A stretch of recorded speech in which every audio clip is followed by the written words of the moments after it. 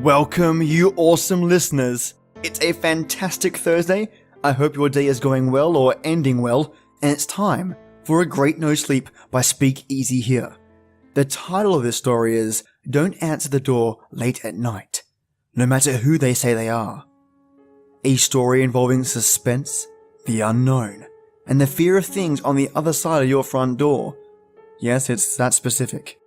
This one had me looking over my shoulder the whole time, and just making sure all the creaks and cracks in my house are just that, creaks and cracks. Turn the lights off, the sound up, and steel yourself for something creepy. "What time are you getting here?" I said as I called my brother for the third time tonight. The boredom of getting stuck inside on the weekend sinking in. I had been alone a lot recently after tearing my meniscus a week prior. "I'll be there soon, man. I'll pick up some beers on the way." "Alright, hurry up. I'm going insane here all alone." I put down the phone and hobbled over to the couch to browse the endless shows available to me, while simultaneously complaining that there was nothing to watch. I eventually settled on a comedy show that I'd seen countless times before. It was just background noise until my brother arrived. He had been good at visiting me since all this happened. My friends were far too busy getting drunk and living for the weekend at one of the 3 rundown bars in town. Can't say I'd blame them. I would be doing the same thing if I could. I was also in a foul mood recently, and there's only so much torn meniscus complaining one person can take. I fidgeted around, looking for anything to keep my mind occupied while the show played in the background. The lack of any interaction with the outside world had been slowly draining me of any life. I finally settled down when I heard a knock at the front door. I had told my brother that I had left the back door unlocked. He always used the back door, as it was more accessible when walking. There was an alleyway that connected to the back that was a shortcut, but the only time people used the front door was when parking out the front. But he did not drive. The knocking was rhythmic and constant. I pulled myself off the couch and slowly headed towards the door, cursing with every step. Shit. Fuck. Oh, crap. I eventually reached the hallway and leant against the wall to take a short breather. I heard my brother's voice telling me to let him in. It was more monotone and robotic than usual. He was just repeating the same phrase over and over again. "Please, let me in." "Please, let me in." It was like a record stuck on repeat. I shouted at him to wait a second. "Wait a second." Fighting through the shooting pain in my knee as I moved towards the door. I reached the front door, but something felt off. He had repeated the same phrase about 10 times since I first heard him. There was a raspy cough after each time he spoke, as if it were a recording. It sounded the same each time.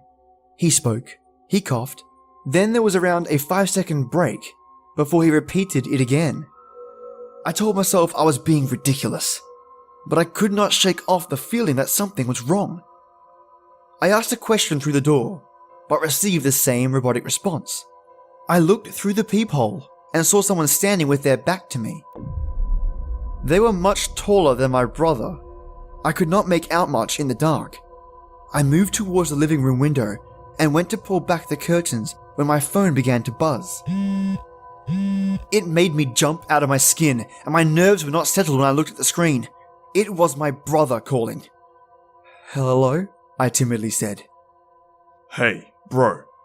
Just got to the shops. Want any snacks?" "That's not you outside." "What are you on about? I'll be there in a couple of minutes. I'll just get whatever." I attempted to get out another word, but he hung up before I could speak again. I stumbled back onto the couch, hands trembling, forcing me to drop my phone on the floor. I could still hear that same voice over and over outside of the front of the house. It was almost identical to my brother's voice, other than the lack of emotion at all. I sat there, staring off into the distance for the next few minutes, hoping that this was just a prank. I heard the back door swing open and hit into the cupboards in the kitchen. Then, I heard my brother announcing himself off in the distance. Hey man, I'm here. I dragged myself off the couch and slowly moved back towards the hallway. I exited the living room and saw my brother standing on the other side of the hallway. He had a concerned look wrapped around his face as he stood there in silence. Who is at the front door? He said, as he dropped the bag he was holding to the floor. I thought it was you, I said, as I pushed myself along the wall, moving myself further away from the front door. He eventually snapped out of his trance and began helping me towards the back door. Once we reached the back door, we stopped in our tracks. Through the panel of glass, I could see another dark figure. It was mimicking the same phrase over and over again in my brother's voice. What the hell is going on? Are you bored and pranking me? My brother said with half anger and half fear in his voice.